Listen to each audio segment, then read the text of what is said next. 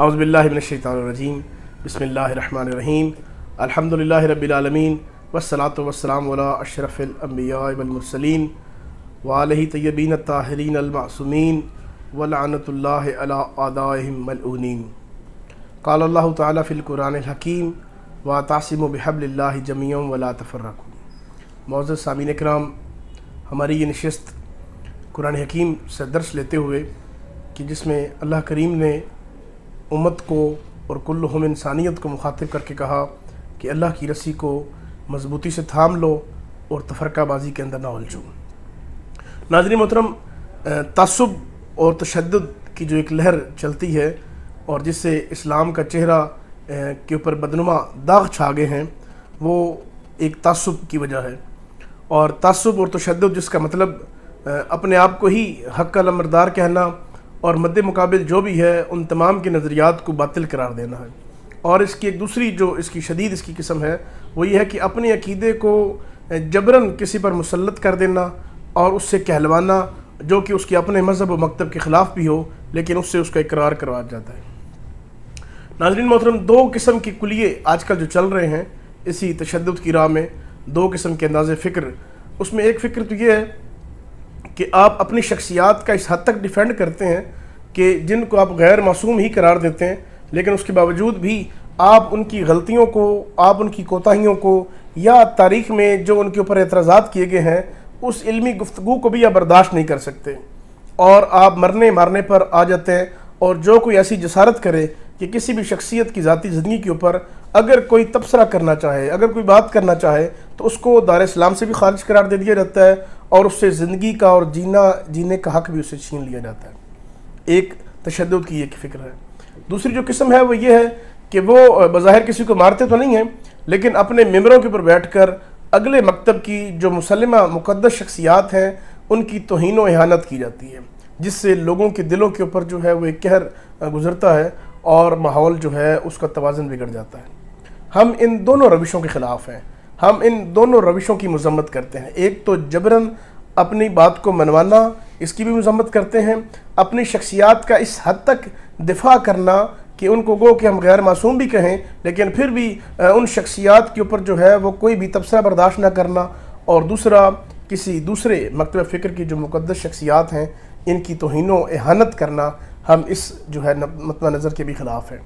ہمارا موقف کیا ہے کہ قرآن و حدیث کی روشنی کے اندر ایک ایسا موقف اپنایا جائے کہ اگر قرآن نے کسی شخصیت کو اس حد تک قرار دیا کہ اس کے بارے میں بات نہیں کی جا سکتی تو پھر اس کو فالو کیا جائے، لیکن اگر قرآن کسی شخصیت کو مختلف ناموں کے ساتھ پکار رہا ہو تو ہمیں بھی چاہیے کہ ہم کم از کم قرآن کے حوالے سے اپنا عقیدہ، اپنا نظریہ قرآن سے لیں، ہم اپنا عقیدہ اور نظریہ احادیث مبارکہ سے لیں۔ ہمارا عقیدہ اور نظریہ ایسا نہیں ہونا چاہیے جو کہ نہ تو قرآن سے ثابت ہو نہ محمد صلی اللہ علیہ وآلہ وسلم کے حقیقی فرامین سے ثابت ہو۔ ہماری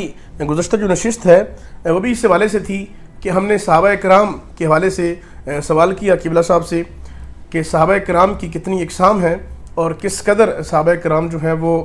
قرآن کریم نے کس انداز سے ان کو مخاطب کیا ہے۔ تو بڑے ہی احسن انداز میں انہوں نے اس پر مفصل روشنی کے ساتھ، ہمارا ایک پورا پروگرام ہے، اس سے قبل جو پروگرام اپلوڈ ہو چکا ہے کہ جس کے اندر آپ نے قرآن کی روشنی کے اندر صحابہ کرام کی اقسام کو واضح کیا۔ آج کی ہماری نشست یہ ہے کہ ہم وہی کرتے ہیں کہ قرآن کی روشنی کے اندر تو باتیں یہ واضح ہو چکی ہیں، مگر کیا احادیث بھی اسی باتوں کی تائید کرتی ہیں؟ کیا آپ ہمیں یہ بیان کر سکتے ہیں کہ احادیث کی روشنی کے اندر بھی صحابہ کرام کی مختلف اقسام موجود تھیں؟ ہم چاہتے ہیں کہ نہایت ہی شائستہ انداز میں، جیسا کہ ہمارا مطمع نظر ہے، ہمارا یہ پروگرام جاری رہے اور شائستگی کے ساتھ مؤدبانہ انداز کے اندر احادیث کی روشنی کے اندر صحابہ کرام کی اقسام کو بیان کیا جائے۔ اعوذ باللہ من الشیطان الرجیم، بسم اللہ الرحمن الرحیم، وبہ نستعین وہو خیر المعین، ثم الصلاۃ والسلام علی رسولہ الکریم والائمۃ المیامین۔ ماشاءاللہ جی، آپ کی تمہیدی گفتگو مفید اور مؤثر ہے اور ہمارے مقصد اور ہمارے اہداف کے لیے بہترین عکاس ہے۔ ہمارا جو اس سے پہلے یعنی خان صاحب کے سوال کے جواب کو ذکر کرنے سے پہلے میں مختصر اپنے سامعین کی خدمت میں عرض کروں کہ ہمارا جو عنوان گفتگو ہے وہ تھا الصحابۃ کلہم عدول، کہ یہی ایک نقطہ ہے کہ جو اس دور میں ایک مسلمانوں کے درمیان مشکل کی کیفیت اور مشکل کا سماع پیدا کر رہا ہے۔ الصحابۃ کلہم عدول کا مطلب پچھلی نشست میں ہم نے آپ کی خدمت میں پیش کیا کہ یہ نظریہ کہ تمام کے تمام اصحاب رسول صلی اللہ علیہ وآلہ وسلم عادل ہیں، اور عادل کا مطلب یہ ہے کہ وہ خطا کار نہیں ہیں، گناہ گار نہیں ہیں، اور ان سے کوئی خطا سرزد نہیں ہو سکتی، لہٰذا ان کا ہر قول اور ہر فعل حجت کی حیثیت رکھتا ہے، ان کے کسی قول اور فعل کی مخالفت نہیں کی جا سکتی، یہ مفہوم ہے۔ اور ہم نے اس مفہوم پر سابقہ نشست میں قرآن کریم کی روشنی میں کچھ آپ کی خدمت میں آیات پیش کی کہ تمام کی تمام آیات جو اس کلیے اور اس نظریے کی مخالفت کرتی ہوئی نظر آتی ہیں۔ ہمارا یہ جو ان نشستوں کا سلسلہ ہے، جیسا کہ میزبان محترم نے آپ کی خدمت میں عرض کر دیا کہ یہ سلسلہ تعصب کی فضا کو ختم کرنے کے لیے، بھائی چارے اور محبت کی فضا کو عام کرنے کے لیے ہے۔ ہم یہ چاہتے ہیں کہ تعلیم، فکر، تعقل کا سلسلہ بند نہ ہو، بلکہ یہ سلسلہ جاری اور ساری رہے،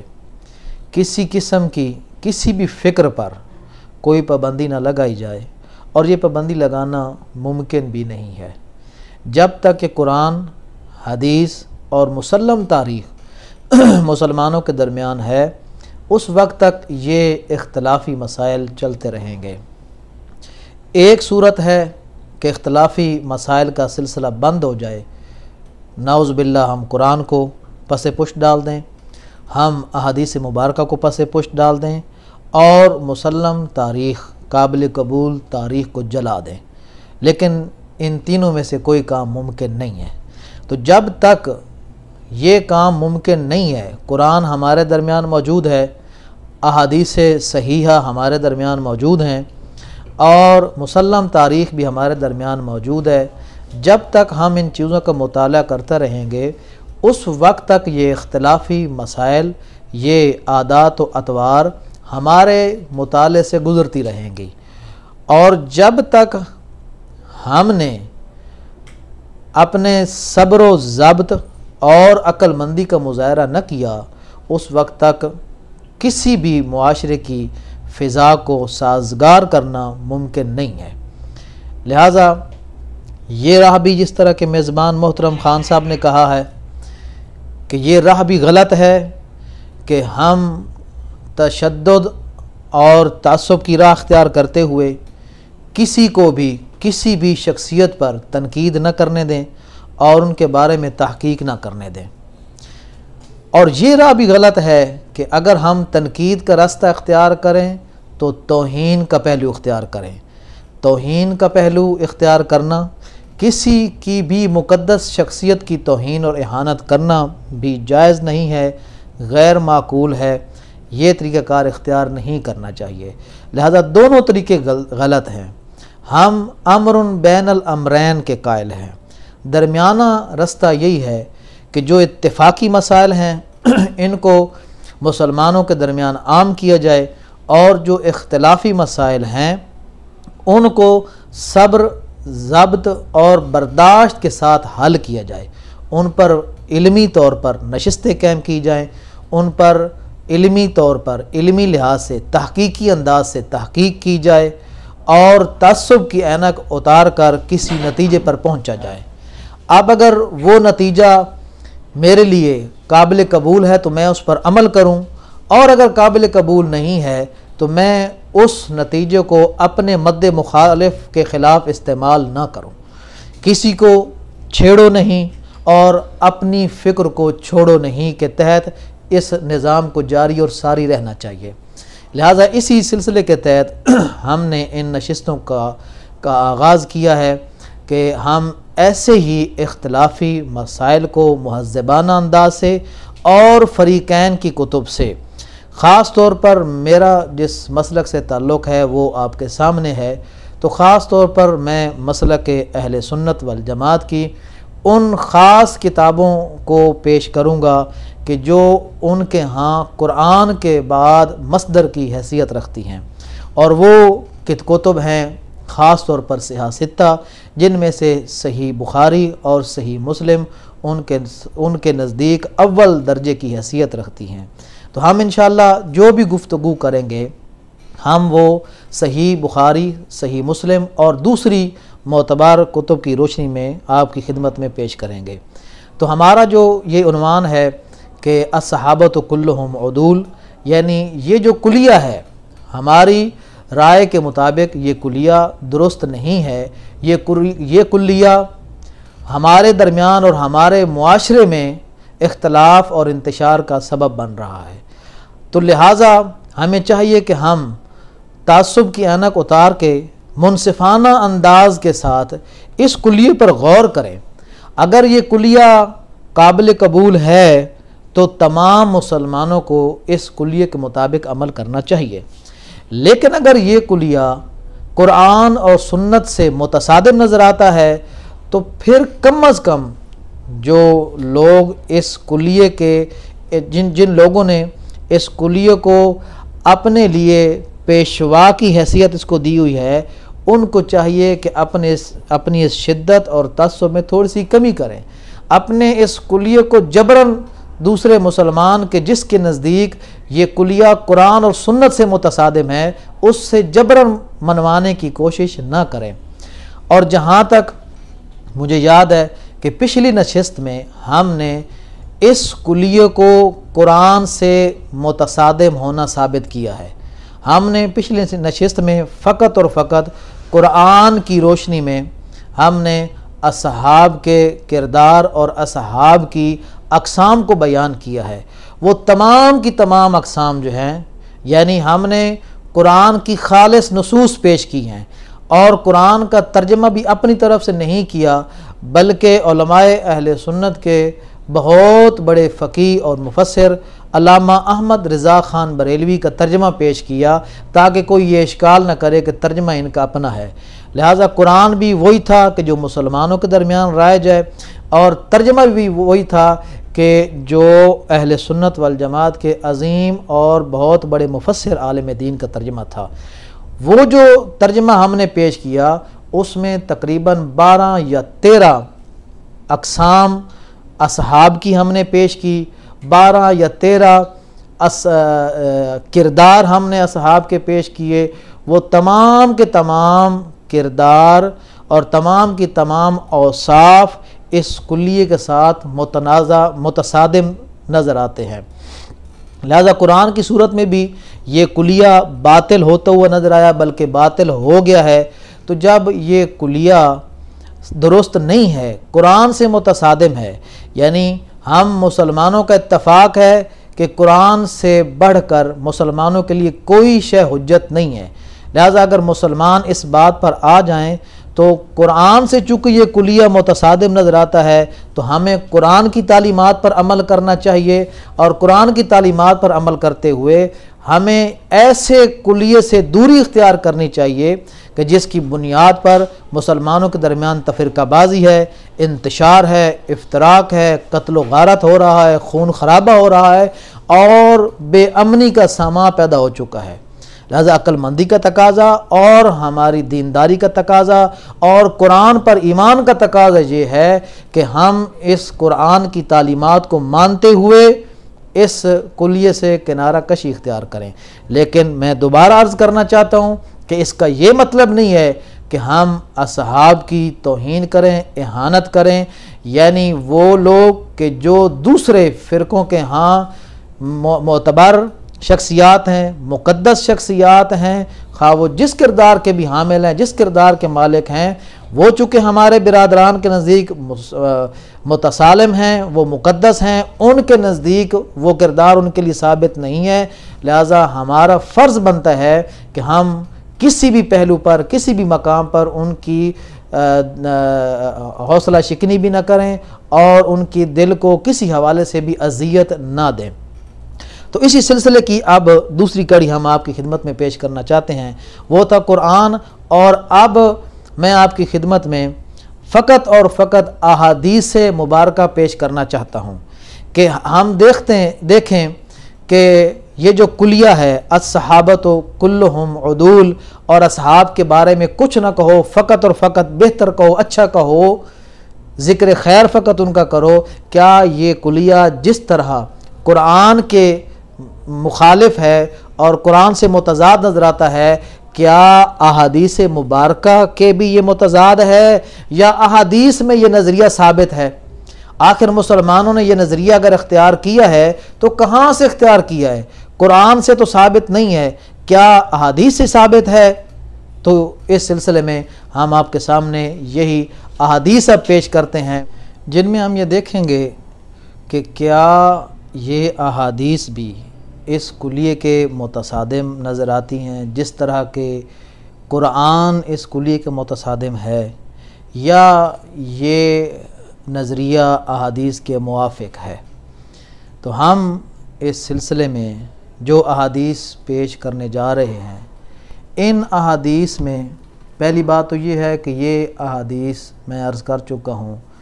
کہ صحاح ستہ میں سے صحیح بخاری اور صحیح مسلم سے لی گئی ہیں، تمام کی تمام احادیث سوائے چند دیکھ کے، یعنی ہر عنوان میں ہم نے حدیث کو یا صحیح بخاری سے لیا ہے یا صحیح مسلم سے لیا ہے۔ مزید ان روایات کی تائید میں پھر ہم نے دوسری معتبر کتب سے، جس طرح کہ میں آپ کی خدمت میں ان کتب کا نام پیش کروں گا، وہ بھی معتبر کتب ہیں، معتبر احادیث ہیں، صحیح احادیث ہیں، جن کو ہم نے صحیح بخاری یا صحیح مسلم کی احادیث کی معیدات کے طور پر لیا ہے، حالانکہ اپنے مقام پر وہ صحیح و سند روایات ہیں۔ تو جہاں تک ہمارا ناقص مطالعہ ہے اور ہم نے اس سلسلے میں ایک محقق کی کتاب سے استفادہ کیا ہے، اس محقق جلیل نے اپنی کتاب میں تقریباً اصحاب نبی کے 57 کردار کو پیش کیا ہے، 57 عنوانات کے تحت اصحاب کے اوصاف کو بیان کیا ہے، یعنی 57 اوصاف 57 کرداروں کو بیان کیا ہے۔ اور یہ کردار یعنی ایسے نہیں ہے کہ جس کو ہم کسی خطا پر حمل کریں، دیدہ اور دانستہ طور پر۔ یہ جو روایات ہم آپ کی خدمت میں پیش کریں گے، ان تمام روایات کو سننے کے بعد آپ کے لیے یہ فیصلہ کرنا آسان ہو جائے گا کہ کیا یہ کلیہ احادیث مبارکہ کے موافق ہے یا احادیث مبارکہ کے مخالف ہے۔ اگر تو آپ کو بھی، سامعین گرامی قدر کو بھی، یہ کلیہ احادیث کے بھی مخالف نظر آئے تو میرے خیال میں اس کلیے پر ایمان رکھنا کسی صورت میں جائز نہیں ہے۔ تو ہم آپ کی خدمت میں سب سے پہلے روایات پیش کرتے ہیں جو میں نے آپ کو عرض کیا ہے کہ تقریباً ان احادیث مبارکہ میں اصحاب کے وہ 57 اوصاف اور کردار پیش کیے گئے ہیں جو فقط اور فقط صحیح بخاری، صحیح مسلم اور دوسری چند معتبر کتب سے ہم نے وہ روایات پیش کی ہیں۔ یہ روایات اس کلیے کے متصادم نظر آتی ہیں، یعنی ان روایات سے ان شخصیات کی عدالت، ہمیشہ کے لیے عدالت ثابت نہیں ہوتی۔ تو اس سلسلے میں پہلا جو گروہ ہے، یعنی جو پہلا وصف ہے، وہ ہے کہ اصحاب رسول خدا کو جمعہ پڑھتے ہوئے نماز جمعہ کی حالت میں رسول خدا صلی اللہ علیہ وآلہ وسلم کو تنہا چھوڑ کر بازاروں میں دوڑ جایا کرتے تھے۔ چنانچہ سالم ابن ابی الجعد نے روایت کی ہے کہ کہتے ہیں کہ حدثنا جابر بن عبداللہ، جناب جابر ابن عبداللہ یہ روایت کرتے ہیں، اور یہ روایت صحیح بخاری میں ہے جس کی جلد نمبر 1 ہے، حدیث نمبر 894 ہے، اور 3-4 اور بھی احادیث ہیں جو میں نے یہاں نوٹ کی ہوئی ہیں۔ صحیح بخاری کتاب ہے جس میں جناب جابر اصحاب کے اس کردار کو اس طرح بیان کرتے ہیں، بینما نحن نصلی مع النبی صلی اللہ علیہ وآلہ وسلم اذ اقبلت عیر تحمل طعاما فالتفتوا الیہا حتی ما بقی مع النبی الا 12 رجلا فنزلت هذه الآیت وَإِذَا رَأَوْا تِجَارَةً أَوْ لَهْوًا انفضوا إِلَيْهَا وَتَرَكُوكَ قَائِمًا۔ اب آپ دیکھ لیں کہ جس کا سلیس اور سادہ ترجمہ یہ ہے کہ جب رسول خدا بینما نحن نصلی مع النبی، جناب جابر فرماتے ہیں کہ ہم رسول خدا کے ساتھ نماز جمعہ پڑھ رہے ہوتے تو ادھر بازار میں ایک قافلہ آ جاتا کہ جن کے پاس طعام اور کھانے پینے کی اشیاء ہوتی بیچنے کے لیے بازار میں لے آتے، تو فالتفتوا الیہا، روایت کہتی ہے کہ اصحاب بازار میں چلے جاتے رسول خدا کو تنہا چھوڑ کر۔ روایت کہتی ہے ما باقی مع النبی الا 12 رجلا، اور رسول خدا کو تمام چھوڑ کے چلے جاتے، صرف 12 افراد رسول خدا کے پاس رہ جاتے۔ اب آپ اندازہ لگائیں کہ اس وقت کتنی تعداد تھی، سینکڑوں میں تعداد تھی اصحاب کی، سب کے سب چھوڑ کے خطبہ جمعہ، نماز جمعہ کو چھوڑ کے، وہ بھی پڑھانے والے رسول خدا ہوتے، رسول خدا جمعہ پڑھانے والے ہیں، جیسے ہی قافلہ آتا ہے تجارت کا سب کے سب چھوڑ کے وہاں چلے جاتے ہیں، فقط 12 اصحاب باقی رہ جاتے ہیں۔ تو جب یہ ہوا تو جناب جابر فرماتے ہیں اس وقت یہ آیت نازل ہوئی، اللہ تعالیٰ نے خود اس کردار کی عکاسی کی، یعنی صرف یہ حدیث نہیں ہے بلکہ ساتھ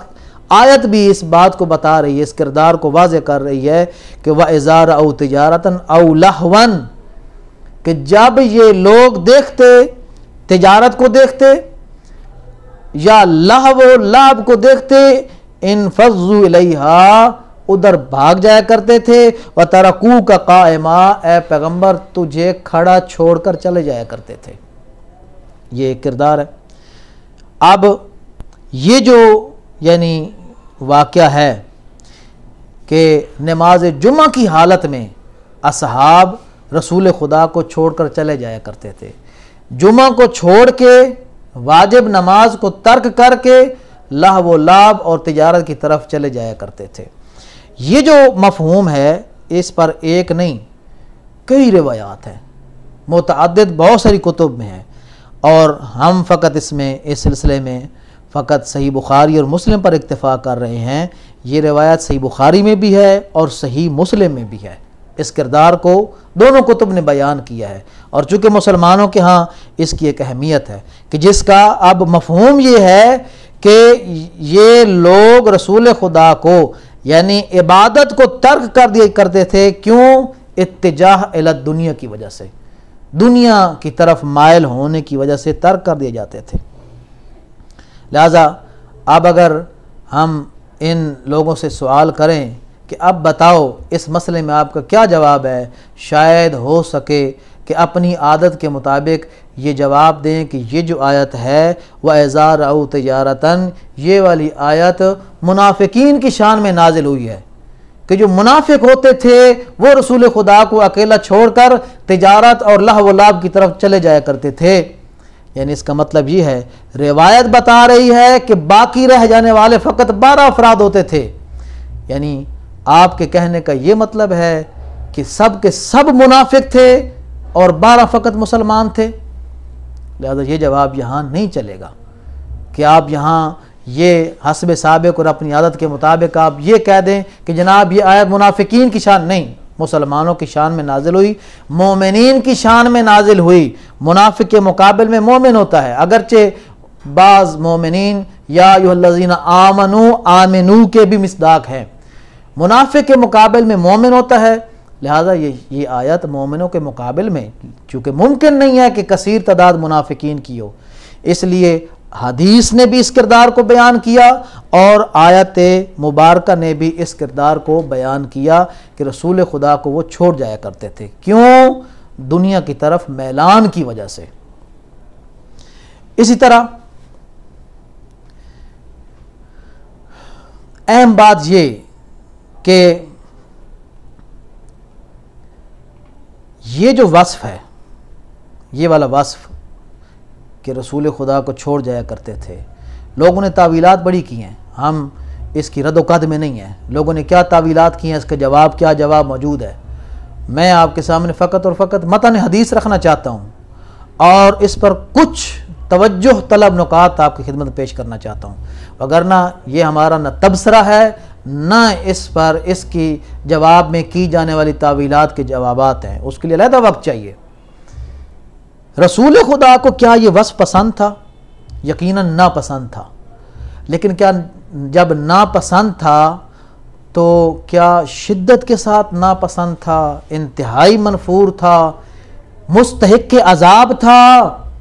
یا مستحق عذاب نہیں تھا؟ تو آپ کی روایات بتاتی ہیں کہ مستحق عذاب یہ وصف تھا۔ آپ کی روایات میں موجود ہے کہ اگر یہ 12 بھی نہ ہوتے تو یہ وادی آگ برساتی، آگ کا سیلاب آ جاتا۔ چنانچہ صحیح ابن حبان یا صحیح ابن حبان کہ جو امام ابو حاتم محمد ابن حبان تمیمی ہیں، ان کی کتاب ہے اور یہ معتبر کتب میں سے ہے، اس میں یہ روایت موجود ہے کہ جو جناب جابر کی یہ روایت ہے۔ فرماتے ہیں کہ بین النبی صلی اللہ علیہ وآلہ وسلم یخطب الجمعۃ وقدمت عیر المدینہ، کہ رسول خدا جمعے کا خطبہ دے رہے تھے اور قافلہ تجارت آتا ہے، فابتدرھا اصحاب رسول اللہ صلی اللہ علیہ وآلہ وسلم، اصحاب رسول ادھر بھاگ کے چلے گئے، حتی لم یبق معہ الا 12 رجلا، روایت کہتی ہے کہ فقط 12 افراد رہ گئے تھے۔ فقال، یہ نقطہ ہے توجہ طلب، روایت کے الفاظ ہیں، میرے الفاظ نہیں ہیں، روایت کہتی ہے فقال رسول اللہ صلی اللہ علیہ وآلہ وسلم، آپ صلی اللہ علیہ وآلہ وسلم نے فرمایا، والذی نفسی بیدہ، مجھے قسم ہے اس ذات کی کہ جس کے قبضے قدرت میں میری جان ہے، لو تتابعتم حتی لا یبقى منکم احد لسالا لکم الوادی نارا، کہ اگر تم بھی جو 12 افراد بیٹھے ہو تم بھی مجھے چھوڑ کر چلے جاتے تو آگ کا سیلاب آ جاتا۔ یعنی یہ صفت، یہ والا وصف جو ہے یہ مستحق عذاب وصف تھا کہ جس میں مبتلا اصحاب تھے۔ تو فنزلت حاضل آیا، اس وقت یہ آیت نازل ہوئی، وَإِذَا رَأَوْا تِجَارَةً أَوْ لَهْوًا انفضوا إِلَيْهَا وَتَرَكُوكَ قَائِمًا۔ تو یہ ایک کردار آپ کے سامنے ہے۔ اس میں مزید یہ نقطہ بھی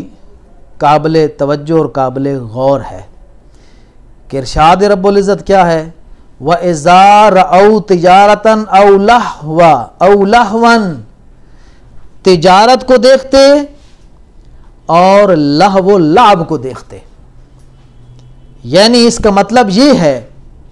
روایت میں جو میں نے پیش کی ہے، اس روایت میں تو عیر قافلہ تجارت کا ذکر ہے، لہو و لعب کے سامان کا ذکر نہیں ہے، لیکن آیت کیا کہتی ہے کہ کچھ لوگ لعب و لعب کی طرف میلان رکھتے تھے اور کچھ لوگ قافلہ تجارت کی طرف میلان رکھتے تھے۔ یعنی کچھ لوگ تھے دونوں مجموعی طور پر دنیا کی طرف مائل، لیکن کچھ لاو و لاب دیکھنے جایا کرتے تھے خطبہ جمعہ کو ترک کر کے،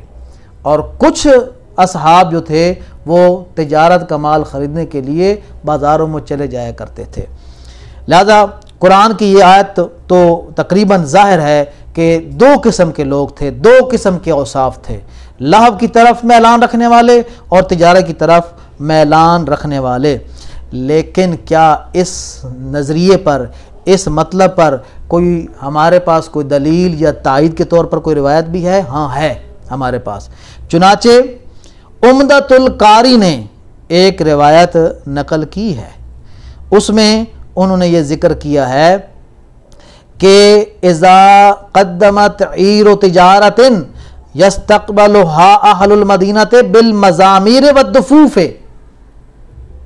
مزید الفاظ یہ ہیں کہ بینما، جناب انس سے یہ روایت ہے، بینما نحن مع رسول اللہ یخطب یوم الجمعۃ اذ سمع اہل المسجد صوت الطبول والمزامیر، یہ لہو ہے، صوت الطبول والمزامیر وکان اہل المدینہ اذا اقبلت العیر من الشام بالبر والزبیب استقبلوها فرحا بالمعازف، کہ جب وہ تجارت کا قافلہ آتا تو ناچنے والے بھی آ جاتے، ڈھول تاشے والے بھی آ جاتے، بانسری بجانے والے بھی آ جایا کرتے تھے۔ یہ سارا لہو تھا۔ تو کچھ لوگ اس لہو کو، ناچ گانے کو دیکھنے کی طرف میلان رکھتے تھے، جس طرح کہ آپ کی یہ روایت بیان کر رہی ہے۔ حقیقت حال سے خدا واقف ہے۔ ہمارے سامنے جو ناقابل رد چیز ہے وہ صحیح بخاری اور صحیح مسلم کی روایت ہے، اور صحیح ابن جبان ہے، صحیح ابن حبان ہے، اور قرآن کی آیت ہے۔ یہ عمدۃ القاری میں اضافی چیز ہے کہ کچھ لوگ ڈھول تاشے اور لہو و لعب کا سامان بھی لایا کرتے تھے۔ تو کچھ لوگ جس طرح کہ قرآن نے کہا ہے کہ تجارت اور لہو کی طرف وہ میلان رکھتے تھے۔ لہذا یہ کردار بھی ہمارے سامنے ہے۔ ایک اور نقطہ کہ یہ جو وصف تھا یہ کیا ایک آدھ مرتبہ ہوا تھا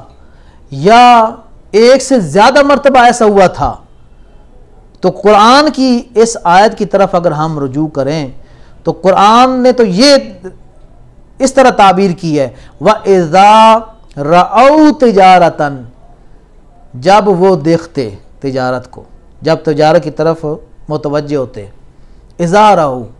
یہ نہیں کہا اِذْ رَأَوْا، اگر ایک آدھ مرتبہ ہوتا تو اِذ کے ساتھ تعبیر کیا جاتا۔ تو ظاہر آیت نص نہیں ہے، ظاہر آیت یہ ہے کہ ایک مرتبہ نہیں بلکہ ایک سے زیادہ مرتبہ اس طرح ہوا تھا۔ کیا اس کی تائید میں بھی کوئی روایت موجود ہے؟ اس ظاہر کی تائید میں بھی کوئی روایت موجود ہے؟ ہاں موجود ہے۔ جو صاحب عمدۃ القاری نے اس روایت کو جلد نمبر 6 صفحہ نمبر 247 میں اس روایت کا ذکر کیا ہے کہ ذکر لنا ان نبی اللہ قام یوم جمعہ فخطبہم فقیل جاءت عیر فجعلوا یقومون حتی بقیت اصابت منہم فقال کم انتم، اور سلسلہ جاری رہا۔ ثم قام الجمعۃ الثانیہ، رسول خدا دوسرے جمعے پہ بھی فخطبہم، خطبہ دیا، وعظہم، واعظ کیا، فقیل جاءت عیر، پھر وہ قافلہ آیا، پھر اسی کا تکرار کیا۔ چنانچہ یہ ایک مرتبہ نہیں ہے بلکہ یہ عادت ایک سے زیادہ مرتبہ اختیار کی گئی ہے۔ اس لیے یہ جو روایات ہیں کہ جن میں یہ وصف بیان کیا گیا ہے، آپ خود انصاف کریں کہ کیا یہ والا وصف قابل تعریف، لائق تعریف ہے یا لائق مذمت ہے؟ یہ فیصلہ کرنا آپ کے ہاتھ میں ہے۔ ہم ان روایات کا سلسلہ جاری کیے ہوئے ہیں، اگلے سٹیپ میں انشاءاللہ بقیہ روایات آپ کی خدمت میں پیش کرتے ہیں۔